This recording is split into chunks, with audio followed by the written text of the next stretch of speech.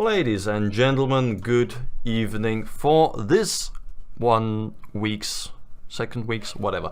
Good evening. The music during the break was again also by Bevan, and welcome certainly to the Circle Jump podcast for the 6th of April. Yes, I know what the hell this month is, and I almost didn't butcher the intro. So, with that, we are probably having maybe a better podcast than last time. At least from my side, though. So we still, of course, also have Maku and Ghost here to just keep going as well as they did last time. No Babu this time. Oh, Babu, yeah, he did also just won the show. That was awesome. So He was just a guest. if we will do better this podcast, I doubt it, but let's see. Well, we will get through it, and then we can judge later. I don't know. We'll figure something out. But yeah, Mark, have you had a good day?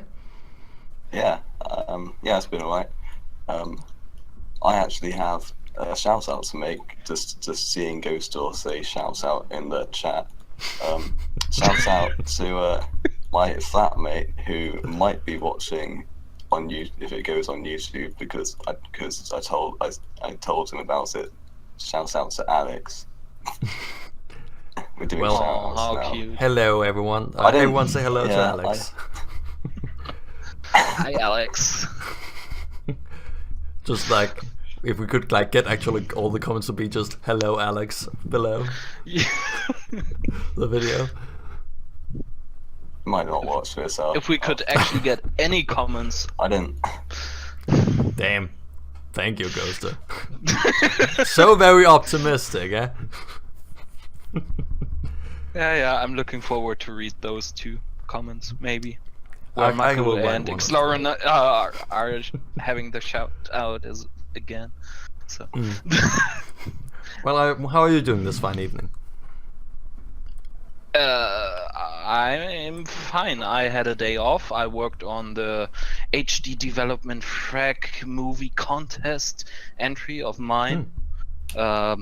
I found out that the French rule set and the English rule set are apparently unavailable because the website got cancelled or something like that. That's so, yeah. Like they didn't pay their rent or what? I on don't the know. server? The French file was a PDF, and that one is not available anymore. And apparently the CMS for the English rule set is apparently acting strange, so you can't read shit there, as it's just like a text file where you just see all the links on the left side and everything. Pretty much confusing. So yeah, I had a nice day. But other than that, working on the frag movie is always fun. So Oh, you're doing that. yeah, I signed up for that. I'm sorry for that already. Once you will see the result, but yeah. But it's getting along. Yeah, it has to be done the by deadline? Sunday, I think so. The sun. Oh shit. Few Yeah. days. Oh, so that also means that next week I have to watch them all right. Let me just... I'm sorry. No. It's At just... least for mine. I The completely others will forgot be actually awesome. that I have to put time away for that. Oh, I actually got maybe time for that actually on Mondays and Tuesdays, so that's no problem. And Wednesday might also fill something in. So yeah, that's actually pretty damn good actually. Nothing that messes up my schedule. So yes, let's get on to... Well, it already said that. It should have said we're now discussing welcome, but it already says now discussing the finals. So let's, since the overlay already says that, let's discuss the finals of the Nations Cup, which was played since the last time we were live. Well, that is already misleading because finals means there's a fight for the first and second place, obviously, and for the third. The thing is, the second match, the bronze match, wasn't actually gonna be played, and apparently it won't be played at all. At least from what I've heard, it might be a double forfeit, which means that at least the German team suggested to give the $100 to the second place as well. Hmm. So they would earn 300 instead of 200. Well, So I'm not sure. I just read it in the admin channel that at least the German team suggested that. I think think yeah. no final decision is taken there. I don't think Germany's going to play. Just Okay. Well, I'm not sure. So it's up to But- Portugal. But we only have one final, the grand final. fair enough. Let me just then fix that then. So in the grand final, in the grand final, yes, we had what at least by 7 of 9 was said to be one of the most amazing games that you've seen for a long time.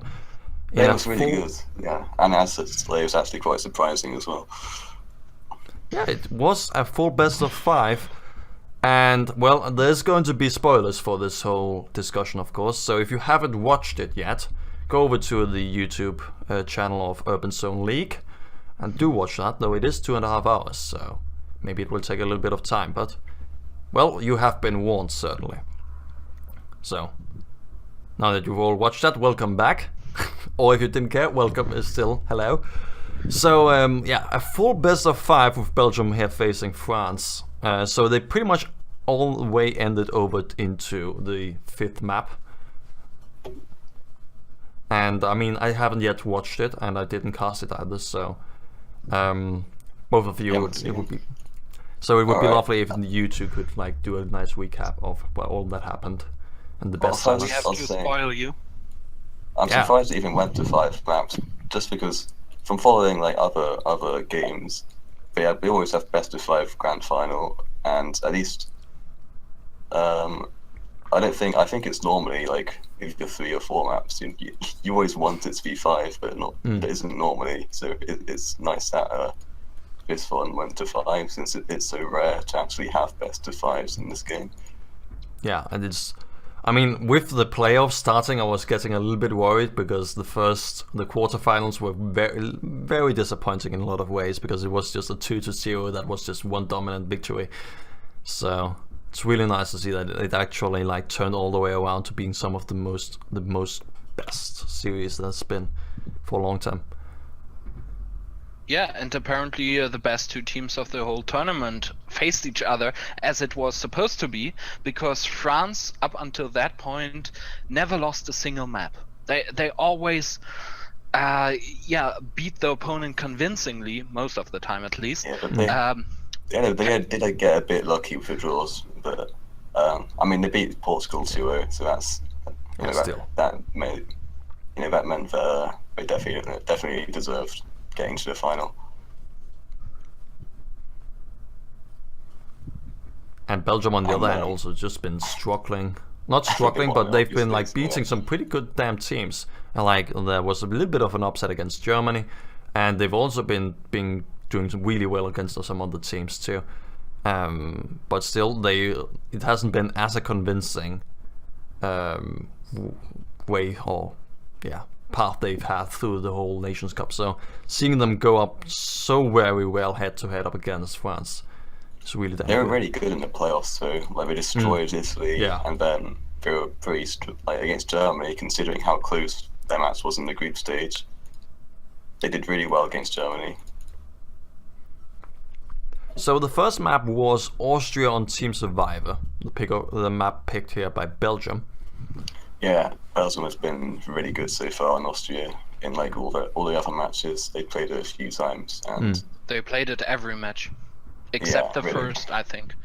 Makes also a lot of sense. Where they faced Colombia or so and picked Tonga, but after the first match, they played Austria each.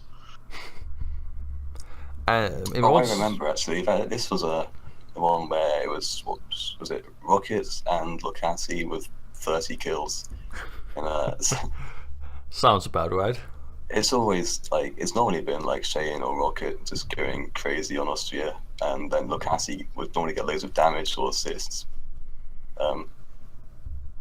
France weren't able to beat Belgium. It was actually fairly close, but yeah, Belgium were like Australia in the past.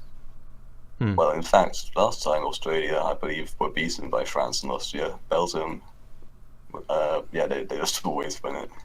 Yeah, Australia was, but yeah, Austria was also the map of choice of Australia for a long time. But they also played it very interestingly with like all 5 having G36s and being extremely aggressive in a lot of ways, or at least very, very easily just changing the setup on the fly, just very well adapting to the gameplay. So, but yes, still also like Austria was, as was on the last episode when we had Babu on. That was also like the one map where they said that they were actually worried about them not being able to, or actually having to struggle up against Belgium. But as it also turns out, that was not the only one map that is going to be exactly that. Algiers with Capture the Flag, the map of choice of France. That did end in favor of France, but only still a 14-10. Yeah, the CTF, I didn't expect Belgium to do very well at all, but it was actually Algiers Algiers was the first map in the CTF that they played, and Belgium won it. So that really surprised me. Like Austria, I kind of predicted Belgium to win it, but we haven't even seen them play much CTF. I think they played one CTF map against Germany and lost it. So yes, that was in this semi-final. Yeah. Yeah. Okay, so I actually got then the scores wrong way around on my thing. I thought it was 14-10 to France. So you're saying 14-10 to Belgium? No. I'm looking at this text. But France won Algiers. I'm wrong. We did wrong. Okay, fine. Sorry. They did lose this, but it was close. So damn close. Even damn it being close, to be honest, I didn't even think it would be close. But then they won Paris. Belgium did. And a 9-13 too. So that's pretty much like the same difference as France had on Algiers. So that one's got to have been just as close, if not even closer.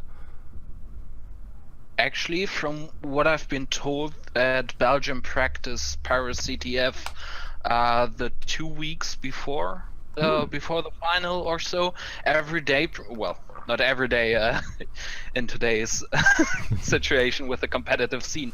But as much as possible. But whenever possible, they actually predicted that France is gonna pick Paris, and therefore they practice it a lot, and apparently it paid off, and they've beaten them on Paris.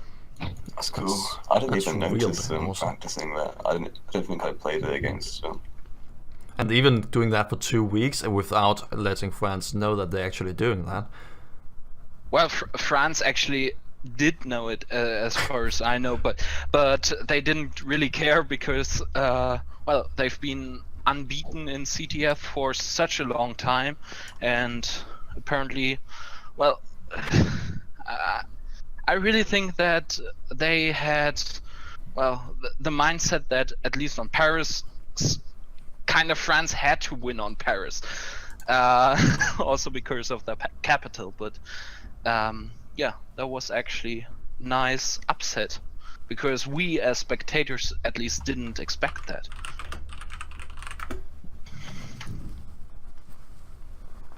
So with that though, it does look a little bit more grim here in the end though.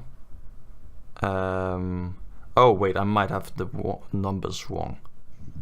So I suppose at first it was cool.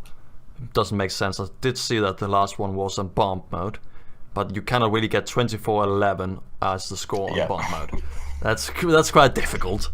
But I suppose then that was the Team Survivor 4th map, also the map of choice of Belgium. Yeah, that's Orbital. That was quite surprising because, Belgium's always really strong on Orbital. It's like, I've practiced against them a lot. They're really strong there. But France have Belgium basically played it.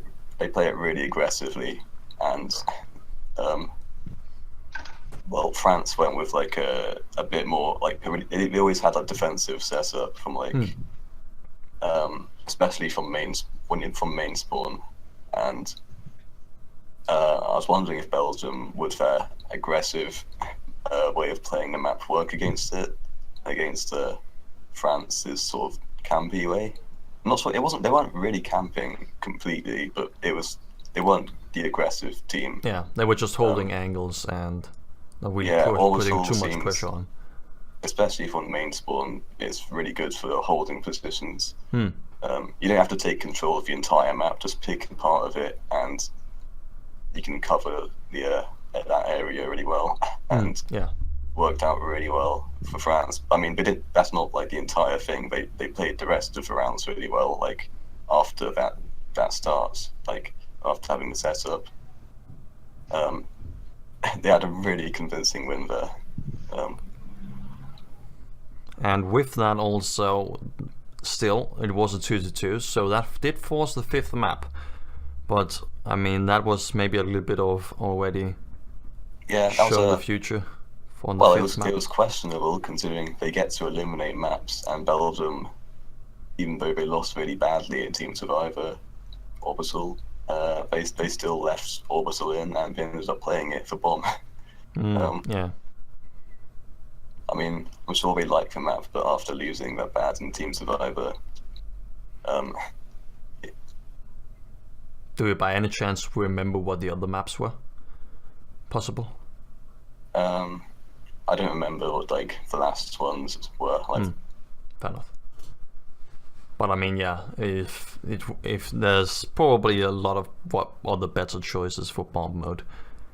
At least when you already know that Orbital is something that didn't work out well. Bomb's weird. Like I don't have any knowledge of it. Like, so I can't analyze it or anything. All I can say is that clearly Belgium they beat Germany on it, didn't they? But well, Orbital used to be their home map back in 2014. Or so, at least Team Belgium always played Orbital, so they might have had some kind of confidence, as most of the Belgian players already played in 2014, and 15 and 13 as well. So they got a pretty decent history on Orbital, so that's probably why they left it open. Other than that, before the 5th map, there was some discussion whether they should play Bomb or maybe CTF or TS. So that wasn't meant to be set, but they rather had an open discussion where they refused to play CTF and took, I think, 5 or 6 minutes to then decide that they also don't want to play TS again and rather play Bomb. So there was some nice and interesting discussion to see that Belgium actually thought about playing TS against France instead of Bomb mode. Yeah. I mean, also just with France, I think I've probably already said this earlier, but I think it was in like the Nations Cup 17 or something where they played against USA, I think, or Italy.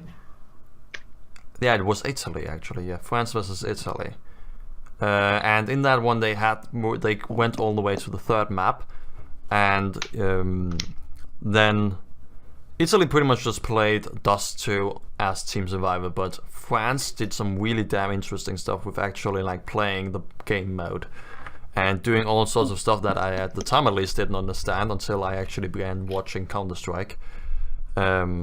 So yeah, taking bomb mode against France could also be quite a problem, at least if you don't know yourself how to actually. It is different from Team Survivor, because it is.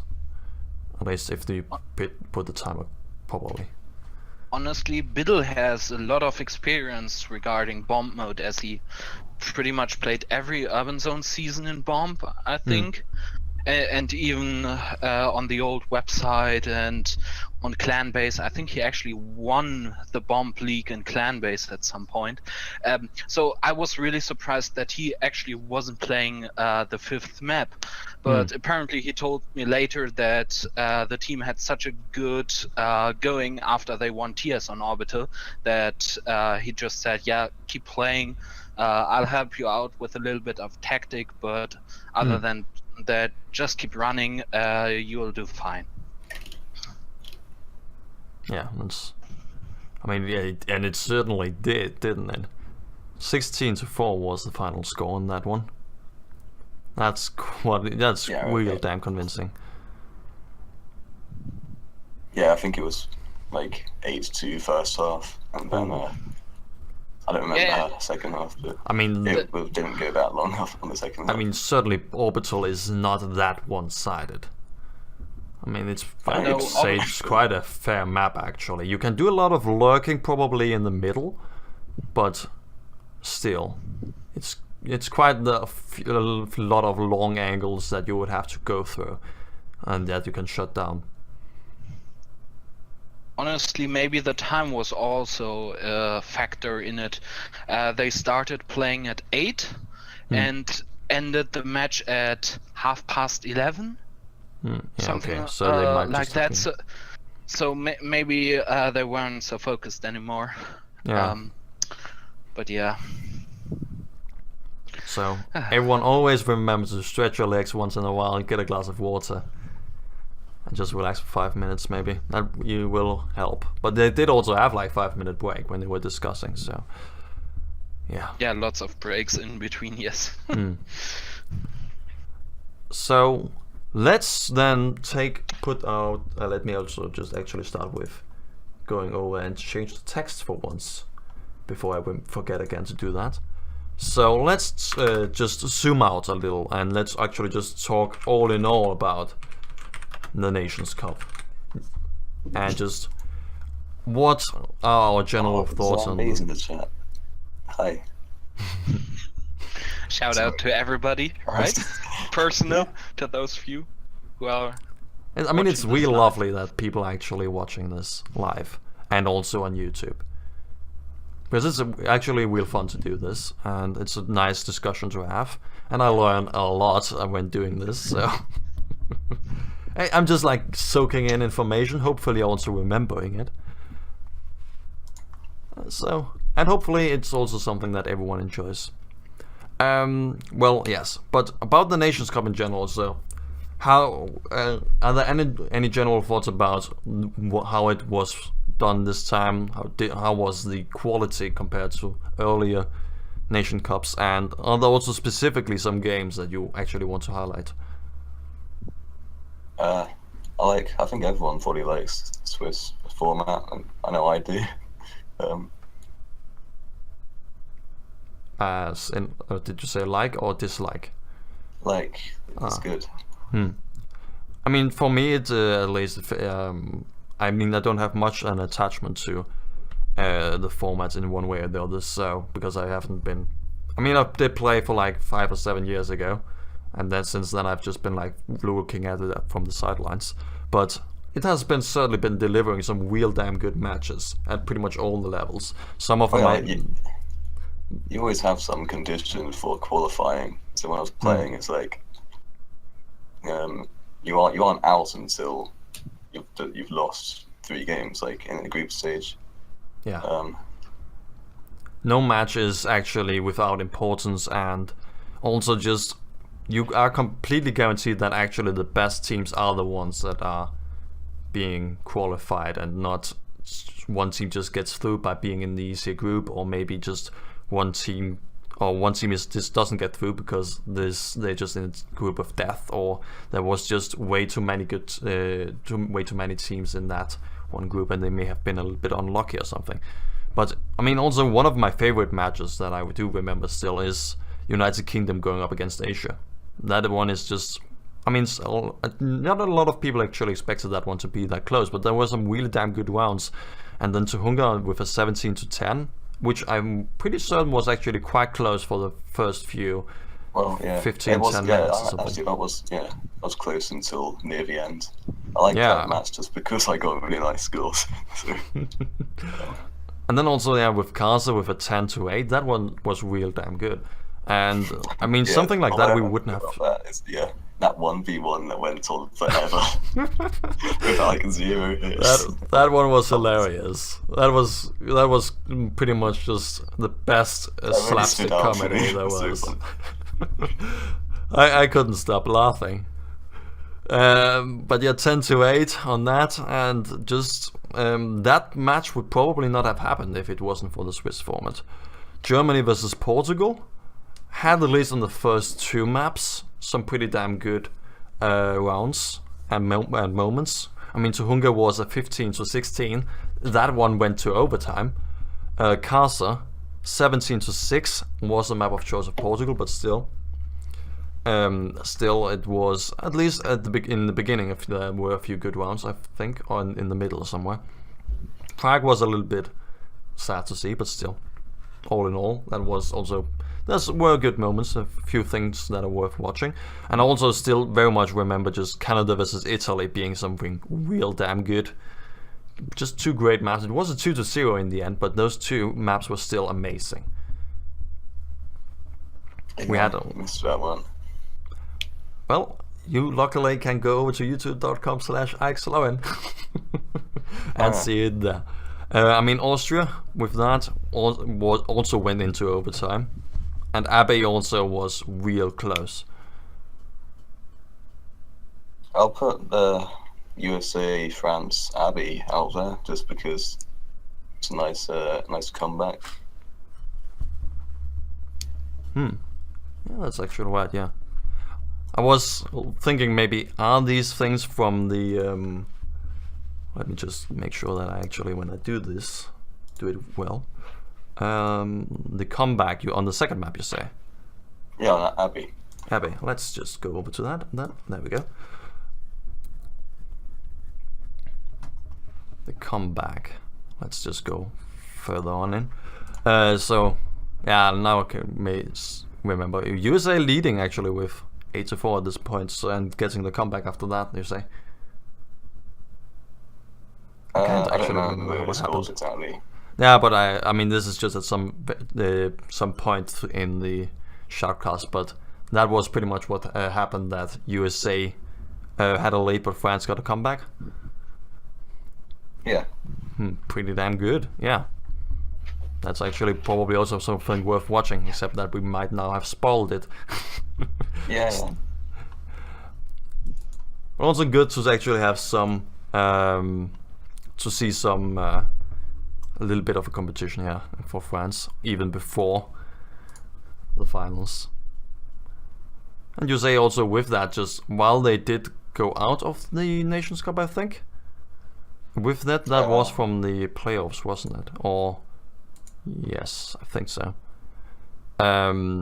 With that, they of course were going out, but man, they were also like going out with a bang. So I mean, we've already somewhat been talking about this actually already. So the Swiss format, in and of itself. It was, Belgium Germany group stage. That was like the closest match there was. If we're just highlighting matches, that has to be there. Did we actually even cover that? Can't remember. I think we sat and missed that. But yeah, that was a good, but still was a good match, no matter what. Yeah. That is actually then sad that I actually missed that.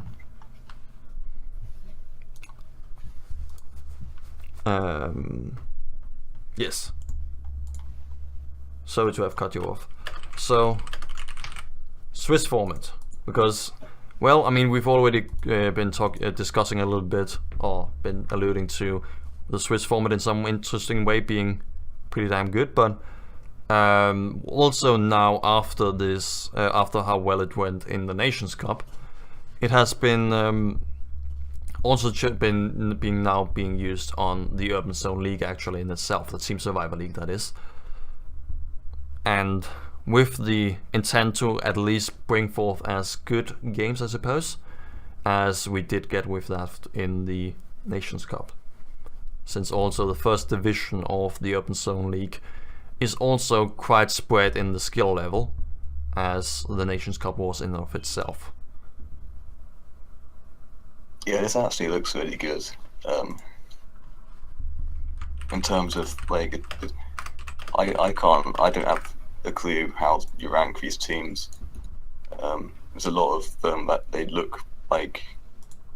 Because especially since there's a lot of teams here that haven't been, they weren't playing last year, so you can't just predict who's going to win with a lot of these.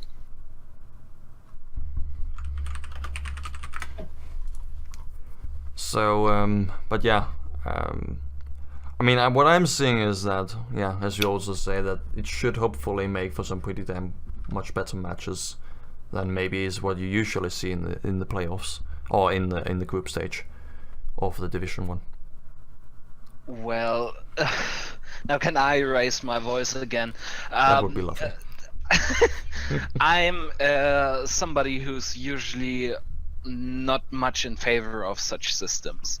You can call me something like a traditionalist or very conservative regarding that, but I've spoken about this subject a lot before. It's nice to have very closed up matches and so on, but in my opinion that's not really the intention of what an urban zone league season should be about. It's actually a league, not a cup.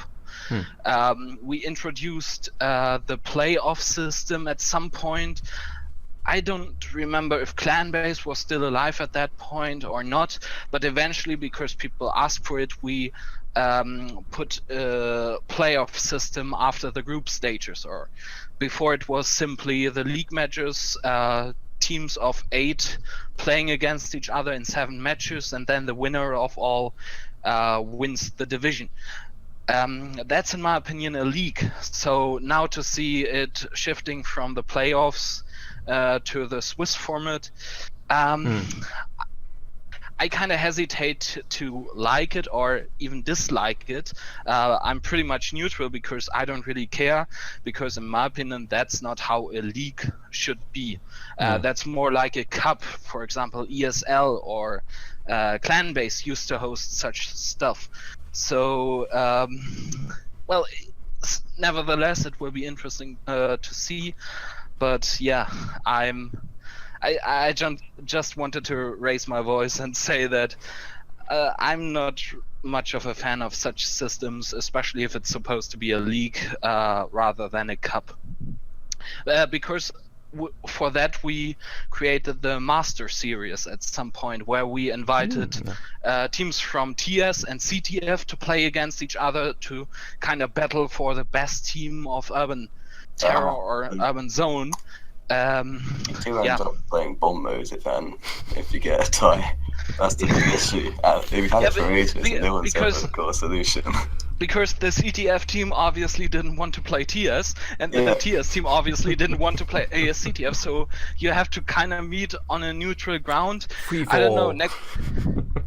TDM is an option. Captured hold. Freeze mode, gun game. That's just actually freeze mode might be nice at some point if there would be a tournament, or skeet shooting. I'm up for these like one-off things, but bomb mode to decide for best team when neither team plays bomb mode, it doesn't work. So obviously the Master Series had its flaws. We have the same issues. Actually, no, it's all team survival, isn't it?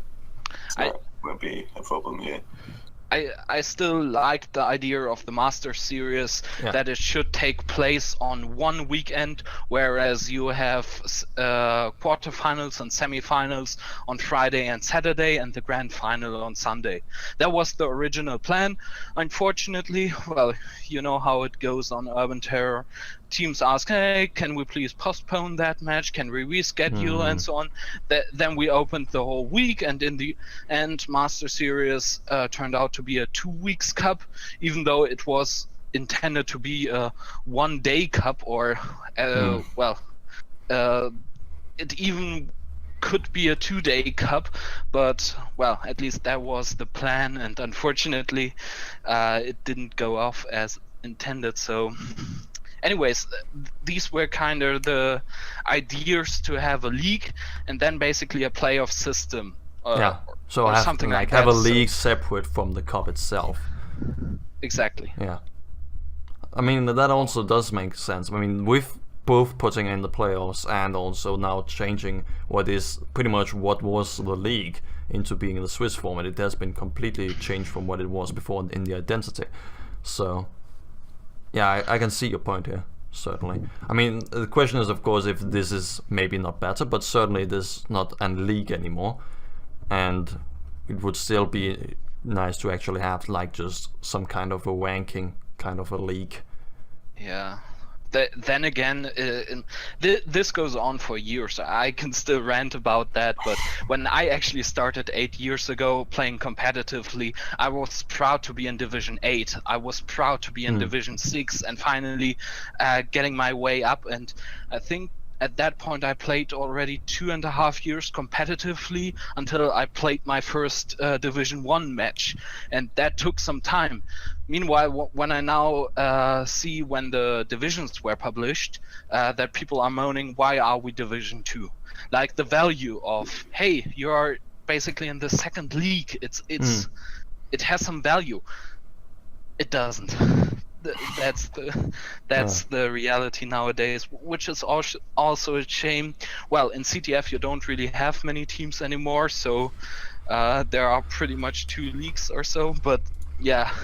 I think with this season, the problem is, like, obviously, like, we could have Division 1 and split this into 2 divisions. It's just really hard to know which teams go in Division 2 and which go in Division 1. Like, there's a point where there's so many teams that just they didn't play last season, or, like, they're all newly formed. Yeah. So, you don't know where to put them. Well, that's the same with the Swiss system. You never know where to seed somebody, so the initial draw is somewhat accurate, you know? So that's also difficult. So it's not only about making divisions, but rather seeding people and judging people in general. And people will always be upset how they will be judged, because they are afraid that they maybe face too strong opponents, or, well, their prestige kind of tells them, I don't belong in seed 3 or in pot 3. So yeah. So I mean, I have now on the stream already put up, like the groups for the, at least right now, the capture the flag is. Do we want to switch over to the Team Survivor to look at that one for specific examples or anything? Because I mean, Division 1, yeah, okay, now it looks way bigger because it is a Swiss format, of course. I mean, there's some names that I do recognize. I mean, Boobs, various artists, Frenetics, Essence, Area Esports, all of those do. I want to know who's playing Team Survivor for Boobs, because let's just check. I checked the lineup, and then we've got. The thing is, Arcade Q and Fire Jazz, I think they play with a Versus. So, because I mean, Doofy, like he said, he quit, but I don't know if he's one of these people who says it all the time. He seems to be back in the active section.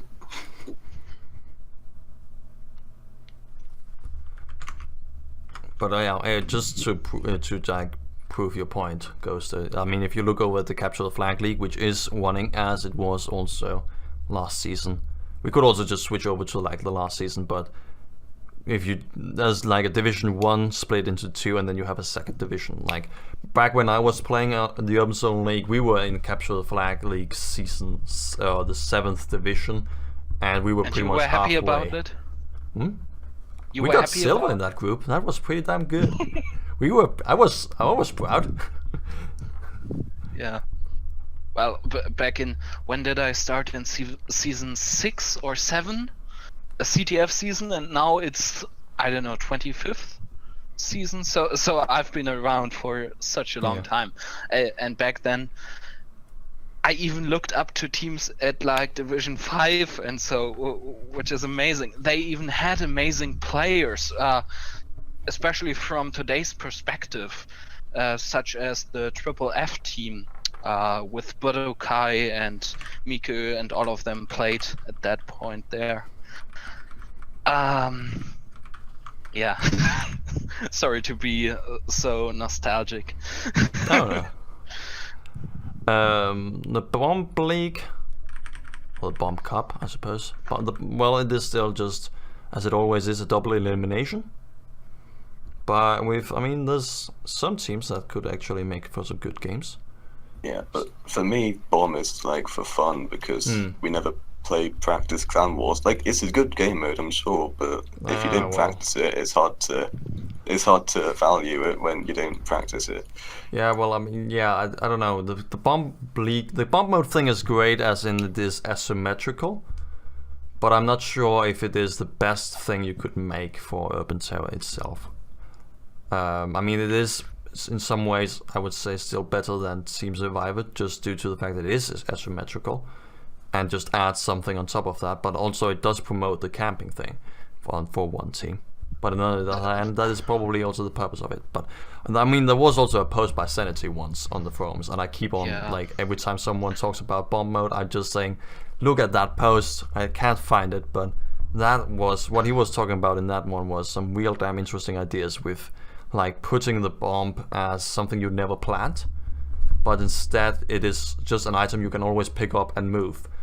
But then you want to move this bomb into some various bomb spots, so you don't even have 2, but you may have 3 or 4 bomb spots on the map where you want to move the bomb into. So, and the blue team or the defending team would then also still be able to just go in and move the bomb away to also pick up the bomb. I'm not for new game modes, but in terms of playing them competitively, I'm not sure how many you can actually have. Because, well, if you're saying like you've got one team of players, like you've got 3 different game modes, you aren't really going to practice all of them. Yeah, Capture the Flag certainly still got to stay here, because that is just too good of a game mode here for this game. That's my man. I'm always out of breath when shoutcasting that thing, and I'm always as confused as humanly possible when watching that, because 3 things happen at once at 50 miles an hour, but that is also the beauty of it.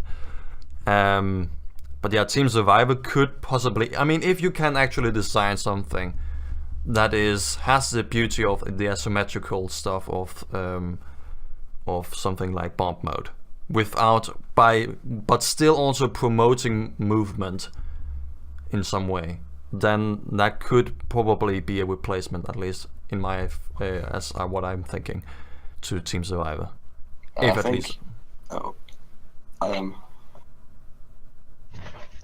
don't know about changing the moves. I'm just going to say, I think you should be allowed to forfeit in Team Survivor, so you don't get this wasted time at the end of the game.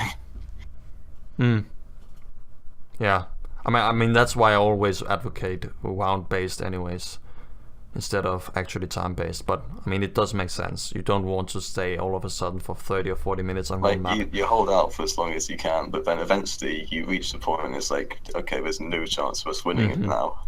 Yeah, that's gotta be something. And then because when you're shoutcasting, you're trying to keep it hyped up, but even if it's over, the players know it's over, and you just have to keep going for the last few minutes. Yeah, and then at some point you just keep on, and you have to just stop because you're lying to pretty much the audience. You can keep on hyping until it is physically impossible for them actually to do it. Yeah, it's kind of the same in CTF, but in CTF, it's hard to know when it's completely over most of the time, because you can get double caps and all that, and trapping FIFA and so on. And there's been some ridiculous. You just call GG after a team reaches 11 rounds. There's also been with CTF, there's been some ridiculous comebacks too, in the last minute. And yeah, because it's theoretically possible to win CTF until, like, in most matches until like the last minute, really close to the end. Yeah. But yeah, with Team Survivor right now, how the format is, well, that is also not really the game mode itself. That might actually just be how it is played, as in the format, just the competitive format that is, by being time based rather than ground based. But yeah, I mean, luckily, always if you have a co-shoutcaster who's able to do some kind of analytics, you're always able to just at least then begin focus on what should have one team just done differently, or why did they win.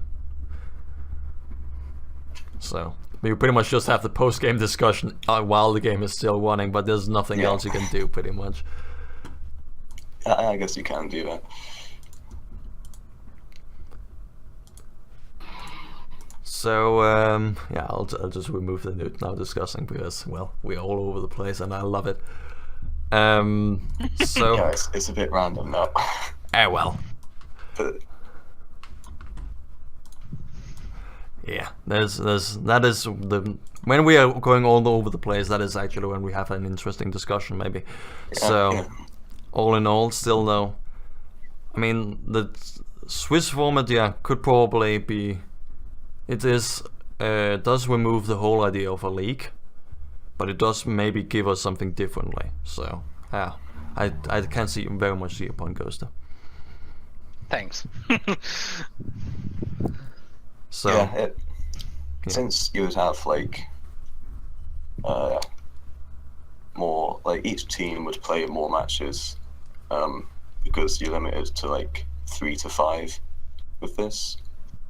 You'd have at least like 7 in the group stage, which is, in this case, I think it could be better because of how it looks like quite a close, just from what I can see, but we haven't seen a single match. Actually, I think there's been like one match, but it looks like unpredictable.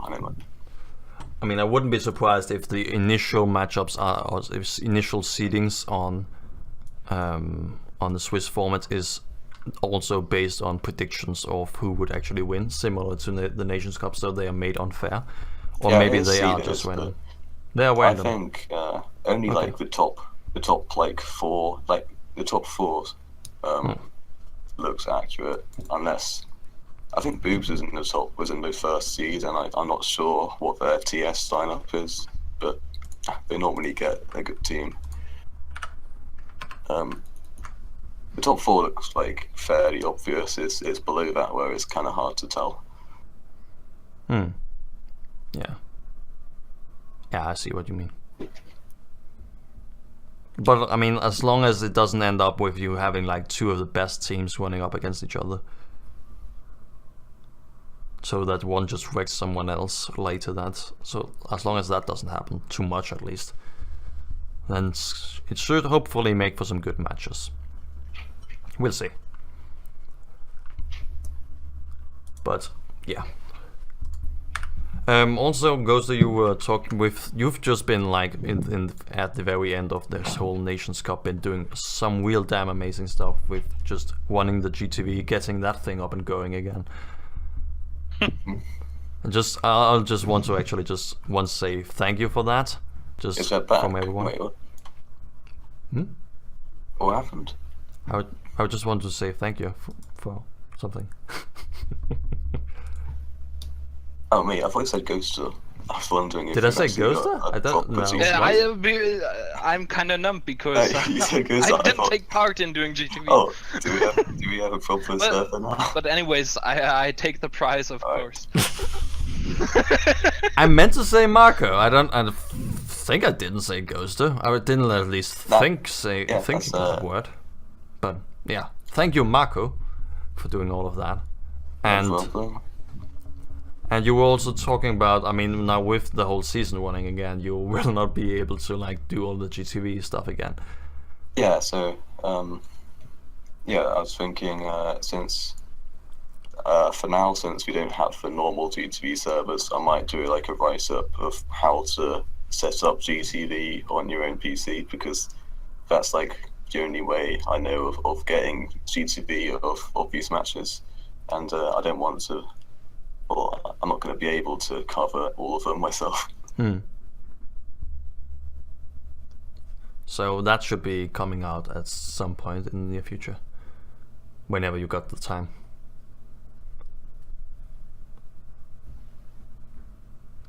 So yes, thank you both all actually for watching. We got all the way up to 8 viewers.